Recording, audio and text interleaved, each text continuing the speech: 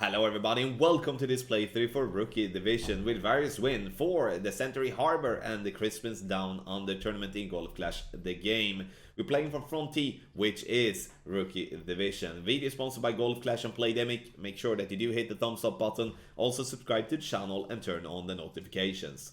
You can get the ultimate tournament guides by going to patreon.com/golfclashtommy, link directly in the description down below. As always, follow the info box on the right hand side for the club distance adjustment, elevation adjustment, also what ball and club type I suggest you to play with. Have in mind that those are all suggestions and you don't have to follow it if you don't want to, but there is always a plan behind it. So let's go to hole number 1.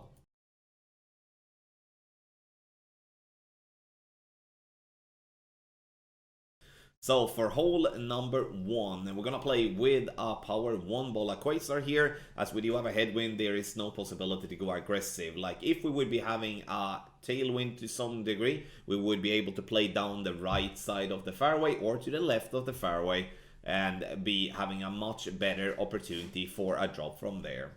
2 bars of top spin, so 2 bars of right spin, 3 bars of top spin, aim for the ball guideline to go straight down the fairway on the right. Adjust medium distance plus 20.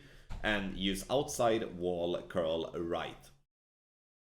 Perfect ball, and we're gonna see the ball roll nicely down the fairway and sit there and position ourselves for a bounce over towards spin. Now, right, if you don't have Sniper 9 or Sniper level 10, you're gonna have to play with the Guardian. That's why I have it in the info box, but you're gonna see a shot with the Sniper because I do think that this really much helps explaining. Here you can see we're somewhere closer to minimum than we are in medium.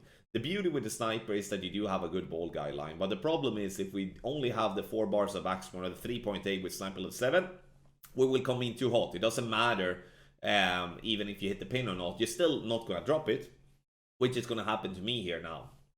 So I'm adjusting here for in between minimum and medium distance with a 20% over adjustment. Ball will then bounce on the fairway over the bunker and to roll down towards the pin. This is a very tough shot to drop, and it's going to be regardless what club you're using. So those of you playing with Sniper 9, Sniper 10 has an advantage. You can see how fast we come. There's no chance that ball will stop.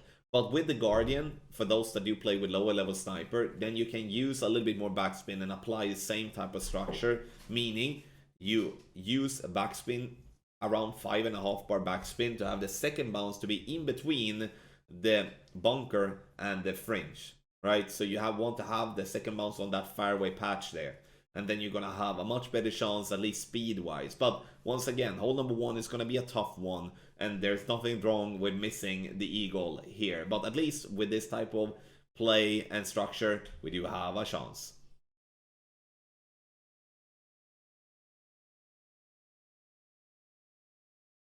Hole number 2 in tailwind is going to be playing with a Sniper. In crosswind and headwind we play with a driver. What I would like here to do is to play with my Sniper level 7 and power 3, but you can see here that I'm stretching out to look for the ball guideline pointing towards the pin. Once I find a spot, I do release, and that will obviously make me back up a little bit. Now, using in this instance half a bar of top spin and 0.2 bars of left spin. And adjustment is going to be max plus 10 power 3 numbers. What we need to have in mind on this one here is that I play with a Sniper 7, obviously Sniper level 8 and Sniper 9 and 10 does have more power, which gonna make you not have to push into overpower like I'm doing. But the important part to have said there is, like, if you're not gonna pull back then to find the spot a little bit further back as I'm having with Sniper level 7, you're going to have to use less topspin. This one comes right at pin after the adjustment and a perfect shot. And hole number 2 offers a very good chance, but it is a technical one and the water is most definitely in play.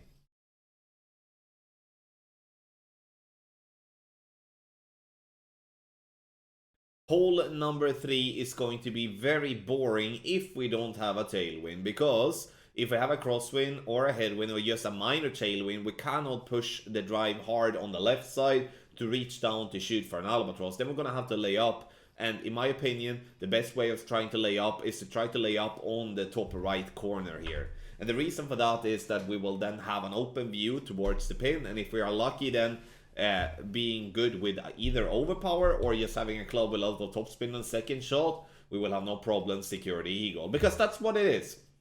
If not having a straight tailwind here, we can push the ball down. This is only played for an eagle. You can see we have loads of room on the fairway, and that is something that you need to really push towards getting closer to the rough there. So instead of using the 2 bars of backspin, using no backspin, it would have been much better. Max plus 15 was what I played. So now, to just give you a look here, if you do have a short drive, this is the way for you to play it. Use a wood club with a lot of topspin. The horizon comes in mind. The big dog would work too. Obviously a cataclysm as well, if so.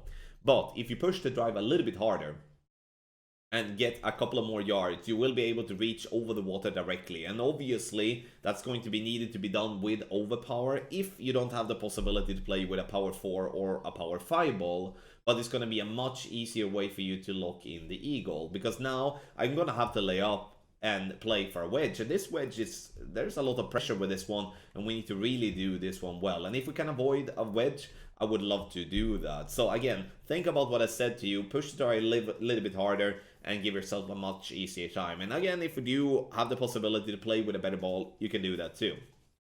But talk a little bit about the tailwind route here. Right, so if you do have a straight tailwind, I want you to go down the left side of the fairway using max topspin, max overpower, and gamble a little bit. Because there is such a downhill slope on that rough that if you just get it in there, it will roll down, it will not stop. But from there, then, if you roll down to the fairway, you do have a shot with your sniper or with your big dog to actually attack the pin for an albatross. But that's the only way, right? So let's hope for a tailwind, in a crosswind, and in a headwind. We're going to have to lay up.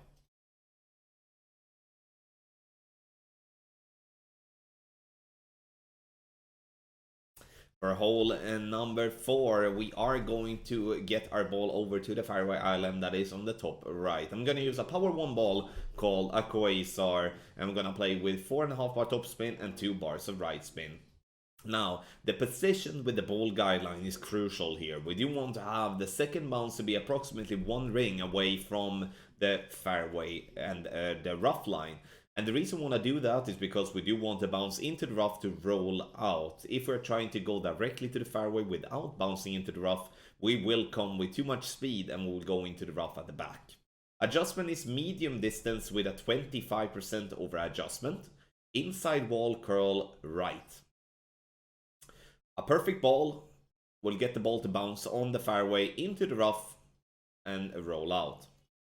See here, we are center on the fairway, and this is absolutely perfect.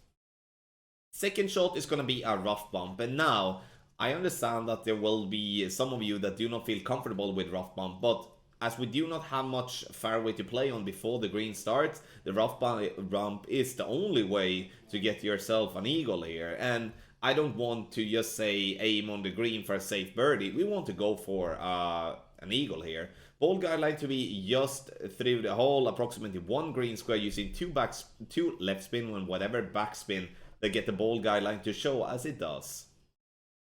Adjustment here, I play in between minimum and medium distance, but looking at the end result here, we should have been better off playing it just minimum distance with a 5% under adjustment and power 1 ball settings then. Perfect ball is at least hit, and you can see here that we're burning the right edge. We needed just a little bit less adjustment and would have been getting a drop here on hole number 4. Very good chance, in my opinion, to have an eagle on your scorecard if you want to take the risk of doing a rough bump.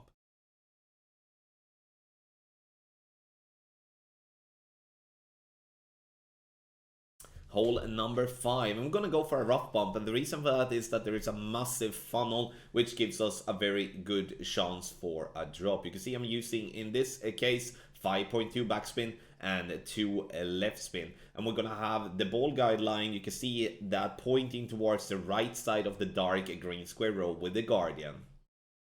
Adjustment is gonna be max no elevation, and after we have made our adjustment, we are going to pull back half a ring. The reason we pull back is to make sure that we're not going to miss the rough, right? Hit perfect or great left or great right. You will hit the rough with all 3 scenarios, but a perfect will be the only time you have a chance for a hole in one. Obviously, you can see that there is a lot of fairway before all the rough and sand start, but that is such a weird fairway that I don't recommend to play there at all. What we need to have in mind is that the only reason I play with a Guardian is because I don't have Sniper 8 or better. Because we do need a decent amount of backspin to make the ball guideline not, sorry, make the ball not come in too hot. So if you have a sniper level 8 or better, play with the sniper, because then you can actually aim with the ball guideline to the hole. But lower level clubs, you're going to have to play with the Guardian, because that's the only way you have backspin enough then to get the ball to stop, and not just have to be super duper lucky and get the ball to drop.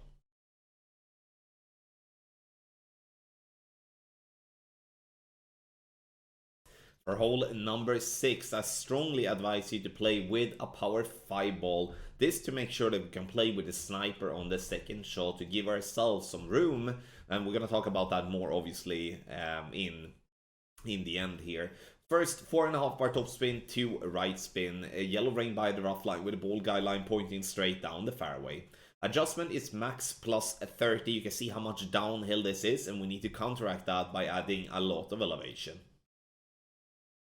Perfect ball, and you will see the ball bounce on the fairway over the rough and the sand, which is exactly what we would like. And this ball sits nicely on the fairway, and from here we will be able to reach with a power 5 ball and sniper, even though the sniper is only level 7. If you do have a sniper level 9 or level 10, you can play with a power 3 ball, but then you're dependent on having a bit more yards. I tested it first with a power 3 ball, but I then needed to do some overpower, which obviously is not what we want to do when we're gonna go for a rough bump. Now, have in mind that if you're not interested in pushing for the albatross, use backspin and aim on the fairway on the right side of the rough.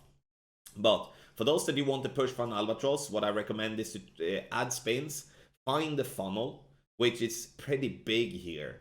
And the funnel there gives you a very good chance at dropping an albatross. Ball guideline to the hole when we do have a crosswind or a tailwind. If we do have a headwind, I would recommend to have the ball guideline through the hole instead. Adjustment, max plus 10. Hit perfect. A perfect ball, even a great ball here, left or right, will still clip the rough. You see we bounce into the rough, we roll, we catch the funnel, and it rolls lovely for an albatross here on hole number 6. Again, you can play it much safer and just get the eagle, but I wanted to demonstrate a way for you to get an albatross here. And have in mind also on the drive, if you do play or if you don't have the possibility to play with a power 5 ball, if playing with a sniper level 7 or level 8, then you can play with a power 3 ball, but play them with a cataclysm or with a big dog to give yourself more power on the second shot, so you don't have to go with overpower.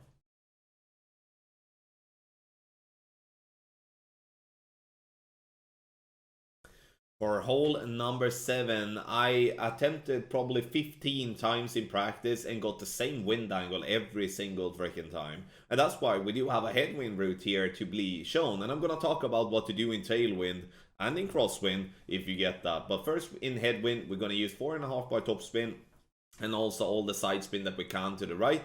Bounce into the rough to roll out. Max plus 20 is the adjustment, even though we're not in max distance.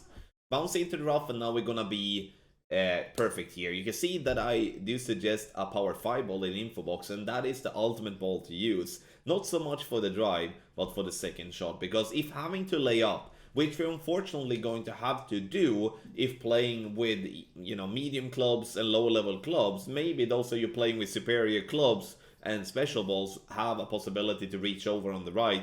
But other than that, for the general player, that's not going to be a possibility. And then unfortunately we're going to have to lay up. But then the eagle is gone, because look at this.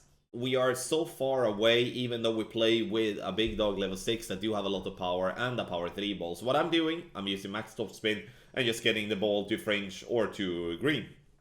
Not trying to complicate anything here, but obviously playing with a power 5 ball with this shot here, when we are just playing to transport the ball to the green area, but it reduces the need of overpower, which means we have a much greater chance to hit perfect. And that's obviously a good thing. That's why the Berserker is suggested on the right. But let's say that you are going to have a tailwind, or you have superior clubs that has more top spin than 4.5, and you have maybe some special balls and stuff like that. then you bounce. If you take a look at the drive again, look at the right side. We bounce over the water on the right. Just bouncing over the water to the right opens up a possibility for you to play with a short iron towards the pin. I wish I would have that to show you, but it wasn't any luck in practice to get any sort of wind angle like that. But I just wanted to point that out at least, so you don't feel that this is the only way to go on this hole. It's very wind dependent on hole number 7. So depending on what wind, you have 2 ways of playing this hole. So there you go, hole 7.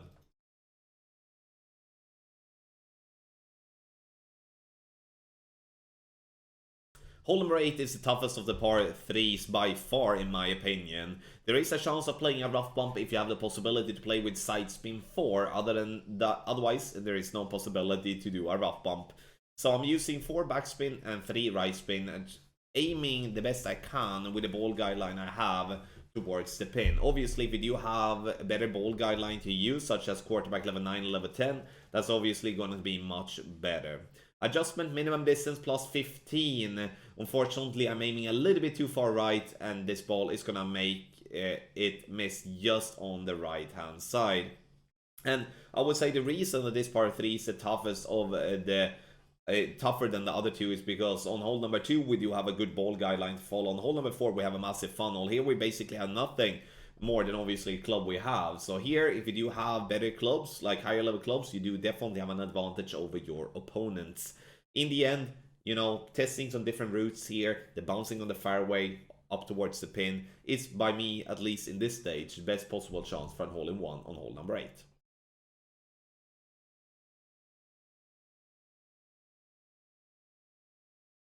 Hole number 9 offers a very tricky drive in my opinion, but the fact is we're gonna have to play this type of way, otherwise we will have a very tough time to actually just getting the eagle. So 2 bars of top spin and 2 bars of left spin. I'm aiming for the second bounce to be just by the edge of the rough line where the rough meets the fairway.